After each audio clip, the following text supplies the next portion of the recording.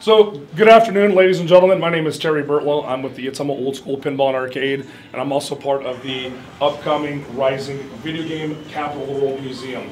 Today I'm here to talk to you about a few of the pieces that we actually have here at the museum, some historical stuff. So, we're going to start with the Radio Shack TRS-80. Now, what makes this one so unique to the museum is this one in particular has direct link back to the original Twin Galaxies. I'm talking Walter Day's Twin Galaxies on Main Street, downtown Ottumwa. This was the TSR-80 that was actually used to design the graphic logos for the Video Game Olympics. This was at Twin Galaxies during the qualifying rounds for the three people that later went on to That's Incredible on national television. So, to my knowledge, this is the only one in existence that has that direct tie and that direct link to Twin Galaxies. I can't officially prove that, but we believe that this is the only one that has that direct tie to the arcade. And this was actually donated by Mark Hoff, a local Ottumwan. So the next piece, this was donated to the museum from Walter Day. What this is one of the very first original printed ads advertising the arcade on Main Street with the hours of operation. This was actually printed on the last page of the high school newspaper. Ottumwa High School doesn't even have a newspaper anymore. But this was, in the high school newspaper back in the 80s. And so Walter actually just found this literally about a month ago and donated it to the museum. So very cool advertising piece. I'm not sure, there might be some more of these out there, we don't know. None of them has come forward yet. So we got that. This piece is on loan to the museum right now, courtesy of Dennis Bartlett. This is an original Video Game Olympic poster that actually hung in the window at Twin Galaxies while all that was going on. To our knowledge, this is probably one of maybe less than 5 in existence that are actual original, not copied, not reproduced, 100% original. Actually hung in the window, which is really cool to have something like this, even if it is on loan to the museum. So last night we given some more gifts from Mr. Walter Day. He gave us an Ottumwa Courier with the original story on the Life magazine photo that took place 35 years ago, which we just had the recreation of that just yesterday. So we got an original copy of that. And then we also have a Ottumwa Courier from November 28th, 1981. This Ottumwa Courier, you can see Walter's right here. This is the courier that actually ran the very first published story about Twin Galaxies in Ottumwa, Iowa. Very cool piece to have here at the museum. We also got last night an original copy of the April 1983 Replay magazine. This is considered to be one of the holy grails of all gaming magazines. On the cover is the international scoreboard in the background. This used to be actually in the back side of the arcade. Here you have Walter Day, you have Jerry Parker, who was the mayor at the time, who actually declared Ottumwa Video Game Capital of the World. And shortly after that happened, Governor Terry Branstad came down, along with some reps from different gaming organizations, and they officially declared that the state of Iowa recognized Ottumwa as being the video game capital of the world. And once that happened, it just kind of blew up. It went national fame, then it went worldwide, as we all know it today. Also, we have donated from Walter. He donated some of his personal awards to the arcade. So it's cool to have some of his personal achievements and personal awards. This one in particular is from Fun Spot. It's just cool to have these kind of things given to us by him, and we got one of these as well. So recently added to the museum just this weekend, we have one of Billy Mitchell's ties, and it even has some Ricky's hot sauce stains on it, which makes it even authentic. Makes it more authentic, I should say. We got some just little Pac-Man pieces and from the 80s. We have an Apple II computer. This poster just kind of represents some of the trading cards that have been produced for Ottumwa. One that I know Triforce wants me to talk about is this one right here. Former Mayor Frank Flanders, November 2nd, made, was it November 2nd, 2012, I want to make sure I got my year right, was the release of Disney's movie Wreck-It Ralph. So Mayor Flanders declared that day to be Wreck-It Ralph Day in the city of Ottumwa. It's a civic holiday here. And to carry it even more forward, Ottumwa was the only city in the entire world that had a midnight premiere for that movie. I bet you didn't know that, did you? We were the only city, and I was there. It was cool. They had a big cake, Wreck-It Ralph Day on it, and everything. It was a really cool event. I mean, had to go to work the next day, but it was totally worth it. I was tired. It was awesome.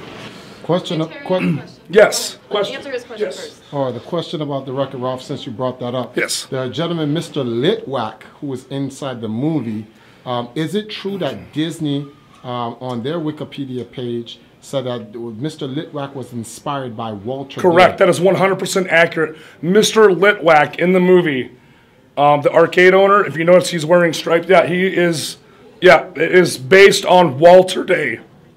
The only exception is Mr. Litwack had a change belt. I don't think Walter ever wore a change belt. But other than that, that character, yes, is solely based on Walter Day. You would never think about that, right? Yeah, so yeah, he's... Now I'm going to have to go home and watch Wreck-It Go home and Ralph. watch Wreck-It. So you have a question? My question was the significance of the Apple II, because to some of us it might just be a personal computer, but there is obviously some sort of video game significance to have the Apple II. So, I mean, you look at computers today. I mean, it all started back with Apple. I mean, if you really think about it. And for us to have something like this is just amazing. We actually have floppies for it, too. And so I remember when I was in school, some of the very first games I ever played was on an Apple computer.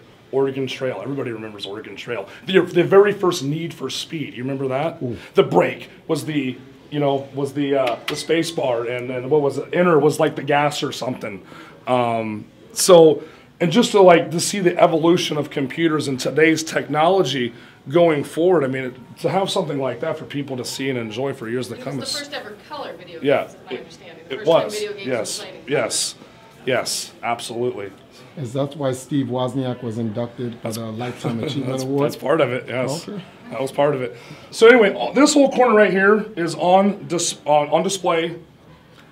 This is some of my personal stuff.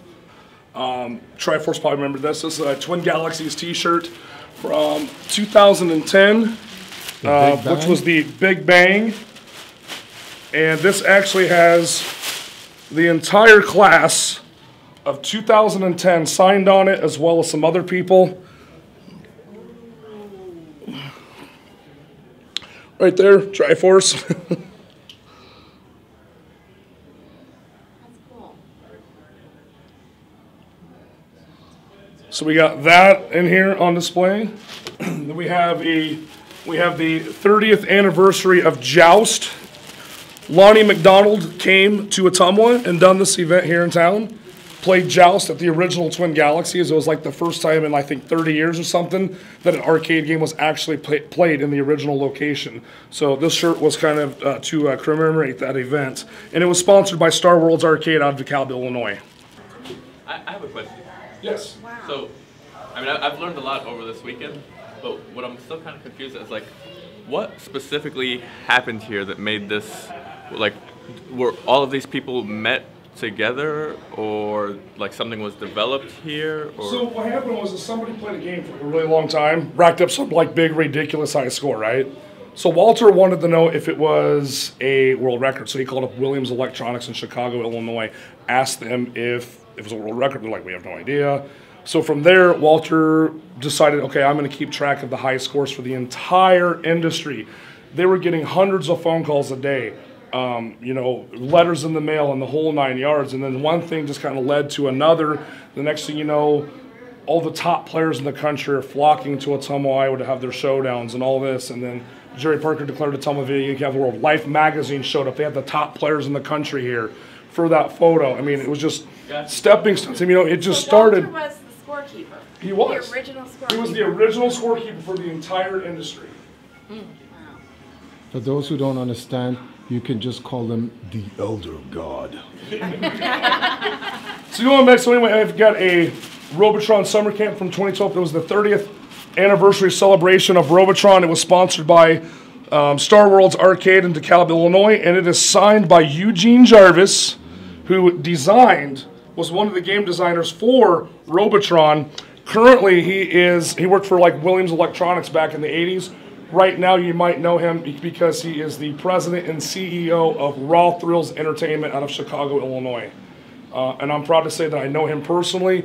He's a super nice guy, and he even supplied us with the official LED Pac-Man clocks that we gave away this weekend. Anyway, moving along. This was just added to the museum just today. This is Walter's event-worn Galaxies of Gaming jersey. Signed it today before he left, and it's going to be in the museum. He was just here doing an interview. He took that off his back? Took this off his back, literally took it off his back, signed it on the table, gave me a hug, and told me he'd talk to me later. He was tired and wanted to go home. So, yeah, we have his event-worn Galaxies of Gaming event-used referee shirt, which is going to have a forever home in the museum. We also have Walter Day's bust on display. It's on loan right now. I think this is just kind of like a traveling bust. It travels to different arcades. I know usually it's in the Chicagoland area, but we get to have it here in Ottumwa for a while on loan. The people who contribute to that, there's a list of names right there who help pay and contribute for that.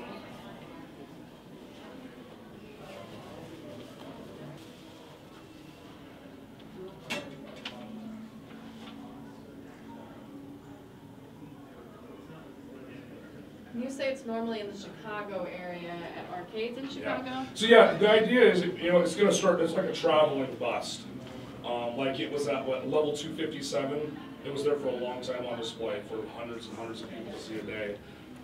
And then it goes to other arcades. So what's cool is it's going to be here in Ottumwa for a while on loan until they figure out where it's going to go next. It's just kind of a traveling bust that everybody gets to kind of just share and enjoy.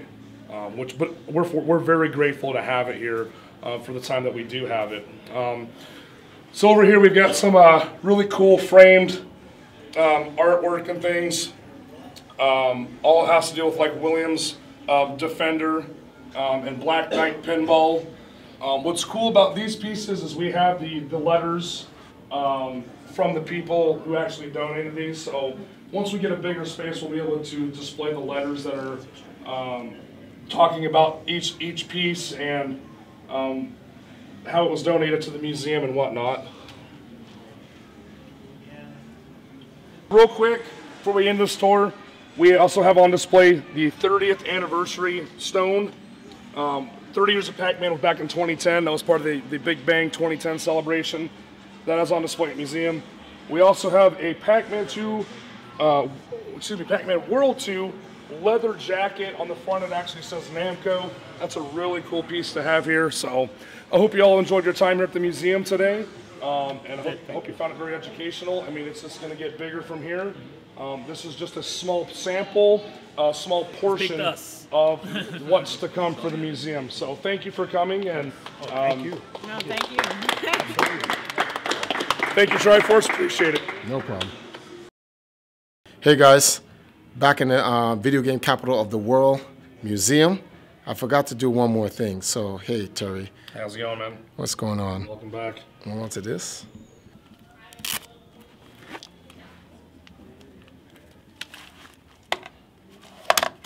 All right, so this is what's going to happen. We're going to put it on this side.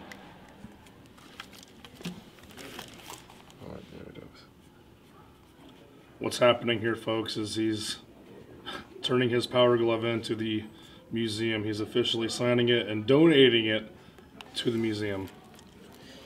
Yeah, so this is my Hall of Fame Power Glove. I'm going to donate it permanently to the museum. So you guys can officially have that for the museum. Thank you. My contribution to the history. We appreciate it. No problem. Thank you.